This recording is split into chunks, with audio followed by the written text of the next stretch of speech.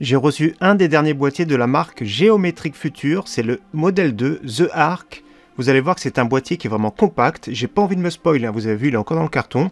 Je vais en profiter pour monter une belle petite configuration qui soit puissante et compacte. On voit ça aujourd'hui dans cette vidéo. Salut tout le monde, c'est Flo et bien sûr j'espère que vous avez la forme. Donc tous les composants en face de nous.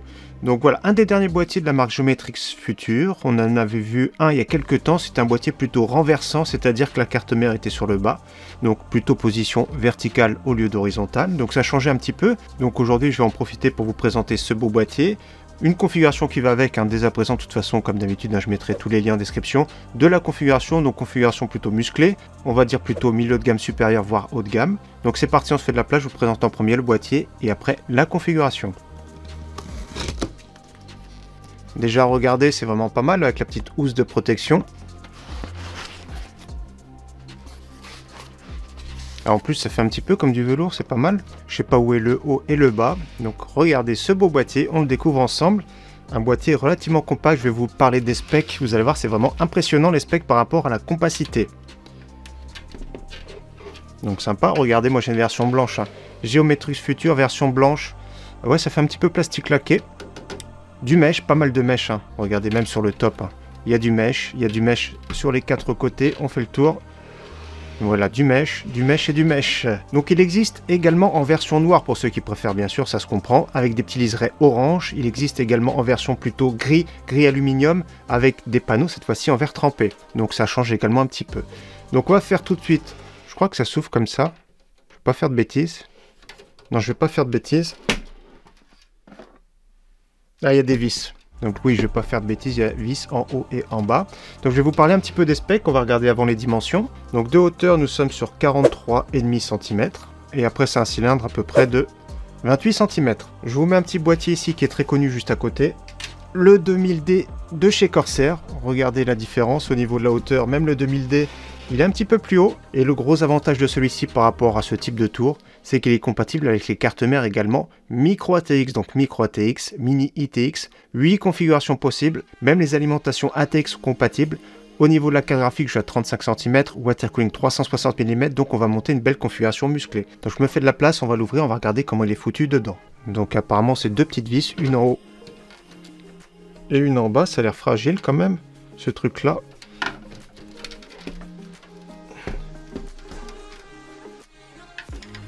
Ouais, c'est deux petites vis, une en haut, une en bas. Ouais, c'est un peu plastique, hein, c'est ça qui est vraiment dommage, mais plastique de qualité, ça n'empêche. Voilà, tout simplement. Je vais mettre la vis de côté. 4 panneaux en mèche, comme ça, de chaque côté. Voilà, voilà ce que ça donne. Donc je pense qu'il faut commencer par le dépouiller en premier, avant de le monter. Comme ça, on pourra mieux voir le châssis. C'est vrai que la marque Geometric Future essaye de faire des boîtiers un petit peu atypiques pour se démarquer. Ils ont raison parce que c'est un marché quand même qui est assez saturé, donc autant faire de la nouveauté. Donc la troisième porte. Regardez déjà, il y a une accroche pour ventilateur ici. Et la quatrième ouverture. Donc déjà, on voit un petit peu mieux le châssis, comme vous voyez. Donc d'un côté, on peut mettre un water cooling, je pense ça va être ici, ou les ventilateurs. Water cooling ici. Donc déjà, c'est pas mal équipé. À l'arrière ici, ce sera la carte mère dans mini ITX ou micro ATX. Je vais retirer le... Bon, c'est vraiment bien clipsé. On va couper ça. On va regarder la boîte. Il faut vraiment la pince coupante là. Donc déjà, ça va se présenter comme ça, bien sûr. Sur le haut, il y a marqué GO pour la marque. Et il y a un petit connecteur ici, adressable RGB. Donc peut-être que ce sera RGB. On verra ça dans la deuxième partie de vidéo. Donc on va regarder ce qu'il y a dans le bundle. Tapis de souris. Donc je vais vous parler après du prix, donc tapis de souris, il n'est pas très haut, hein, ça doit être 30 cm, mais un petit tapis de souris c'est vraiment bien. Qu'est-ce que c'est? Ah, un hub, c'est pas mal. Regardez, c'est un hub USB type C, donc on le fixe directement sur le PC, il y a même l'audio ici, il y a 3 USB-C, un USB-C en sortie, donc un petit hub de fourni avec dans le bundle, c'est vraiment super original. Le petit cordon justement USB type C, cordon interne, une chiffonnette, ça peut être surtout pour les versions plutôt avec verre trempé, donc pas mal. Le manuel d'installation assez épais, hein, parce qu'il y a énormément de configurations possibles.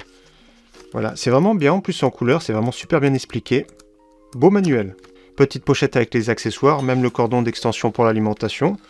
Donc franchement, c'est vraiment bien, ça fait gage de qualité déjà. Allez, je mets de côté. De toute façon, après, je vais attaquer le montage, on en verra un petit peu plus. Mais comme on voit ici, c'est l'arrière, le panier pour la carte mère. Donc format, comme j'ai dit, mini ITX, micro ATX. Hein. Au vu de la largeur, c'est vraiment bien. La carte mère micro ATX va prendre place, donc dans un châssis très compact. Concernant la config que je vais mettre dedans, on part sur du micro ATX avec une carte mère en AM5, ASRock B650M Pro RS en version Wi-Fi qui coûte pas trop cher, je trouve. Hein. C'est souvent 160-170 €. Elle existe sans Wi-Fi pour une quinzaine d'euros de moins. Je vous la montre rapidement. Donc voici cette carte mère qu'on va mettre dedans. Carte mère plutôt milieu de gamme en B650. Moi, ce que j'aime bien les plateformes AM5, c'est que c'est moderne, donc pour être mise à jour avec le temps, avec les futures générations qui vont arriver, donc c'est bien. Donc cette configuration-là, regarde, elle sera bien sûr de l'autre côté, au niveau de la largeur. Hein. On regarde, c'est pile poil. Au niveau processeur, on va mettre un bon compromis, Ryzen 5 7600. Moi, personnellement, j'aime pas les versions X, hein, je le dis à chaque fois, qui chauffent trop, qui consomment trop. Je préfère les versions non X. Donc Ryzen 5 7600, elle est vraiment à l'aise en jeu. Donc voilà, c'est plus un PC orienté gamer qu'on va monter aujourd'hui. Il coûte à peu près 230 €, donc ça reste vraiment pas mal. Donc je vais mettre un kit de DDR5 de chez Crucial 32 Go. DDR5 Pro, elles sont noires. DDR5 5600, compatible Intel XMP, compatible Expo, ici AMD Expo, donc les profils de la RAM qui sont activés dans le BIOS. Donc voilà, look très sobre, low profile, c'est ce que j'aime. Donc le prix de la DDR5 est en train de monter, le prix du stockage également. C'est pour ça que je suis parti sur un petit SSD PCI Express 4.0, plutôt milieu de gamme, Lexar NM710, c'est un des moins chers, 1 Tera, qui coûte à peu près 46-47 €. Super intéressant parce que la plupart du temps, maintenant même un Crucial P3 classique, c'est son prix. Alimentation ici, je pars sur du 750 watts en format ATX, hein, 16 cm maximum, j'ai vérifié, c'est ce qu'il faut. Ça va être sur le bas, bien sûr, du boîtier. J'ai pas précisé sur le haut, on peut mettre un ventilateur de 12 ou 14 cm. Donc 750 watts qui coûte une centaine d'euros en full modulaire. Ouais, sur ce type de boîtier, prenez du full modulaire. Pour mettre les câbles uniquement que vous avez besoin, ça fait moins de câbles à traîner. C'est presque indispensable. Au niveau de la carte graphique, un compromis RX 7800 XT, on a fait un comparatif récemment, celle-ci était vraiment bien placée. Donc maximum carte graphique dans ce boîtier 35 cm, je crois qu'elle fait 34. Je l'ai mise ici, je vais vérifier quand même la longueur. Ouais, je suis à 34 cm, donc il va manquer 1 cm, donc c'est vraiment bien. Donc 7800 XT pour jouer en QHD, c'est vraiment excellent. C'est vraiment le type de PC que je vais vous recommander, bien sûr, pour jouer plutôt en 1440p QHD. Et la marque m'a envoyé également son water cooling, le Eskimo. Donc Eskimo, pour dire du froid, 360 mm, adressable RGB avec une belle petite pompe. Je vais vous le montrer rapidement, avec une bonne finition à angle droit. Donc ce water cooling coûte 159 €, escale à peu près au prix de la concurrence. Le boîtier, j'en ai pas parlé, c'est 169 €, donc c'est un prix assez conséquent. On en parlera bien sûr au niveau de la conclusion, si ça vaut le coup ou pas. Donc je vais l'ouvrir, celui-ci. Belle finition déjà, franchement, quand je vois ça. Donc déjà 3 ventilateurs ici, référence Scama 2505W, donc qui peuvent se brancher en chaîne.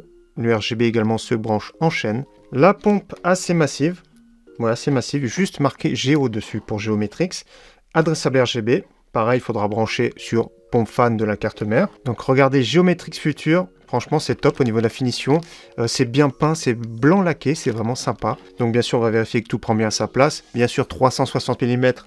Pour ce petit Ryzen 5, c'est overkill, on va dire, mais rien n'empêche de prendre cette base et prendre par exemple un Ryzen 7 7800X 3D. Donc ce que je vais faire maintenant, c'est que je vais prendre le temps de monter ce PC, le temps de me familiariser bien sûr avec le châssis, tout ça, pour mieux vous expliquer après, et on se retrouve tout de suite après. Alors le montage est presque terminé, mais j'avais envie de vous expliquer 2-3 bricoles. Donc déjà, comme vous avez vu, on a retiré les 4 L pour commencer, donc il y a une vis en haut, en bas, c'est très simple. Il faut enlever le premier bloc qui est devant ici, pareil, il y a 2 vis en haut, 2 vis en bas, donc on retire ce premier bloc. Ensuite, il faudra retirer la grille ici de protection pour fixer, comme vous voyez, le water cooling. Et celle du côté, je vais vous expliquer après. Il faut la retirer également. Ici, c'est dans le cas d'une alimentation de type SFX, il y a la place pour mettre des ventilateurs ou la place pour mettre un water cooling de 240 mm. À l'arrière ici de la carte mère, je vous montre, je pivote, j'ai retiré cette petite plaque et c'est pour mettre des SSD de type 2,5 pouces. Donc comme vous voyez, pour moi j'ai la configuration optimale, c'est-à-dire ce qui coûte le moins cher, une alimentation de type ATX. Comme j'ai dit, on se prive de cette grille juste ici, mais bon, c'est pas grave. L'avantage de cette grille ici, c'est d'avoir 2 ventilateurs notamment pour extraire de la chaleur. Ce serait vraiment l'idéal, c'est vraiment le top, hein, mais ça coûte beaucoup moins cher une alimentation de type ATX. L'autre plaque, comme vous avez vu, hein, j'ai mis les ventilateurs en sandwich, donc les 3 ventilateurs vont pousser l'air chaud vers le radiateur, donc ça va ramener de l'air chaud à l'intérieur. Donc voilà, il y a un petit peu, c'est aéré, de toute façon ça va sortir par là l'air chaud, mais il faut en tenir compte. Comme on voit de ce côté-là ici, la carte graphique 34 cm. Le plateau, j'ai pas bougé de place, mais on peut le rehausser d'1 cm pour des cartes graphiques jusqu'à 35 cm. C'est assez simple en soi, mais franchement, au début, c'est un petit peu bizarre. Donc 34 cm, ça rentre bien. L'épaisseur des cartes graphiques, c'est pas un souci, hein, vous avez vu, il y a largement de la place. Donc carte mère micro ATX, ça rentre très bien. Et je vous montre à l'arrière l'alimentation de type modulaire, c'est vraiment beaucoup mieux. Voilà, tous les câbles sont là. Le petit hub ici qui sort, donc il faut brancher sur la carte mère. Et après, le petit hub sera branché ici. Il y a marqué PC. Donc on branche sur PC, on a les sorties audio directement et on peut déporter ça un petit peu sur notre bureau. Donc ça c'est pas mal. Ouais, c'est un petit plus, c'est vraiment sympa parce que je me demandais qu'il n'y avait pas de bouton dessus. Je vais vous montrer juste le bouton Power qu'il ne faut pas oublier de le brancher. Il est ici sur le dessus, c'est marqué Power, donc j'ai bien branché le RGB dessus. J'ai branché tout le RGB ici des ventilateurs synchronisés ensemble, donc c'est pas très joli mais ça va être caché. Donc voilà, la pompe également sera RGB mais elle se verra pas, donc c'est un boîtier vraiment très aéré. Ce que je vais faire bien sûr c'est de finir de l'assembler. Je vais le tester sous 3D Mark, etc. Voir les températures, les chauffes s'il n'y a pas de soucis. Et nous on se retrouve tout de suite après. Alors ce petit montage terminé, pas mal de choses à dire. Déjà je vais l'allumer, on va voir tout de suite le look. Donc nous avons la pompe, les 3 ventilateurs plus le RGB2 dessus. Je vous montre. Hein. Voilà le petit RGB dessus. Tout est branché sur la carte mère, donc c'est le logiciel de la carte mère qui va faire varier les cycles. Donc vous avez entendu sûrement, regardez, ça craque un peu, ça me déplaît. Donc il y a du positif, il y a du négatif. Déjà le positif, c'est dans un boîtier compact de pouvoir mettre une configuration assez musclée sans se priver. Parce que l'alimentation ATX, vous savez que les SFX, les plus petites SFX, SFXL, sont chères, voire très chères. Donc c'est possible de mettre une alimentation ATX, donc ça c'est vraiment un gros plus. De mettre des longues cartes graphiques jusqu'à 35 cm, c'est un gros plus. Et surtout de mettre des cartes mères en micro ATX, qui sont beaucoup moins chères que les mini ITX. Là ça fait plaisir, donc c'est un gros point positif. Le prix du boîtier, 179 €, je rappelle. Donc petite chose à redire, voilà, les portes, moi ça me plaît pas, ça grince un peu, etc. Regardez. Ça grince, moi j'aurais bien voulu justement, vu le prix du boîtier, avoir vraiment des portières, simplement, aimantées ici, peut-être même un petit peu plus large, mais voilà, ça ferait un petit peu plus qualitatif. Une chose à savoir déjà, je le trouve vraiment sympa, c'est qu'on peut le mettre en position couchée. Donc je vais vous montrer, je pense que c'est côté alimentation le mieux. Donc je vais l'éteindre, je pense que ce sera beaucoup plus simple. Donc voilà, je retire la petite porte comme ça, regardez, hein, c'est pas mal, mais... Voilà, c'est ça qui est un petit peu dommage. Après, c'est ultra filtré. Et donc, ouais, c'est plus côté alimentation que je mettrais. Donc, ça peut être possible de poser sur votre bureau comme ça. Je monte un petit peu. Voilà, ça peut être bien comme ça, directement posé sur le bureau. Moi, je trouve ça cool. Avec le petit écriture ici, Geometrix Future. Ça change un petit peu. On va le rallumer, voir ce que ça donne. Donc, le petit bouton Power ici. Et donc, le petit RGB sur le dessus. Voilà, c'est pas mal, ça peut éclairer pas mal la pièce. Je trouve ça sympa. Le petit RGB sur le devant, je sais pas si on voit trop. Voilà, le petit RGB sur le devant. Moi, je suis en train de mettre des traces de doigts de partout. Moi, c'est une position que j'aime beaucoup comme ça. Ça change un petit peu sur le boîtier, c'est ultra aéré. La carte graphique prend de l'air, donc ça prend également de la poussière, bien sûr. Dans tous les cas, au niveau température, j'ai fait un petit test 3D Mark. C'était vraiment excellent, que ce soit la carte graphique, que ce soit le processeur, on a envie de dire, heureusement, parce que c'est un 360 mm. Je sais que c'est un boîtier qui n'est pas destiné à tout le monde, c'est destiné à certains publics. Dans tous les cas, je sais qu'il peut plaire à certains. Je le rappelle, disponible également en noir, avec des petits liserés orange, disponible également en plutôt couleur aluminium, avec des panneaux en verre trempé fumé, c'est vraiment très joli. Après personnellement c'est pas le type de boîtier que j'aime bien, au niveau du montage c'est un petit peu compliqué, j'ai pas trop pris de plaisir à le monter, mais dans tous les cas voilà, la conception est originale. Geometrix Future cherche toujours à faire un petit peu l'originalité, donc ça fait plaisir pour certains, parce que c'est vrai qu'on retrouve des fois, il y en a, ils veulent tout le temps les mêmes boîtiers, on retrouve souvent les mêmes, je pense notamment au MSI Mag Forge 100 R ou M, qu'on retrouve énormément, et donc certains veulent se démarquer un petit peu, c'est sûr que ça a un coût, ici 179 € pour un boîtier très aéré. Donc n'hésitez pas bien sûr à me dire ce que vous en pensez dans les commentaires, et je le rappelle, toute la configuration, je mets tous les liens dans la description de vidéo. En attendant, encore une fois, merci à tous d'avoir suivi cette vidéo, et j'espère qu'elle vous aura plu. Je vous dis à très bientôt sur ma chaîne. Ciao, bye!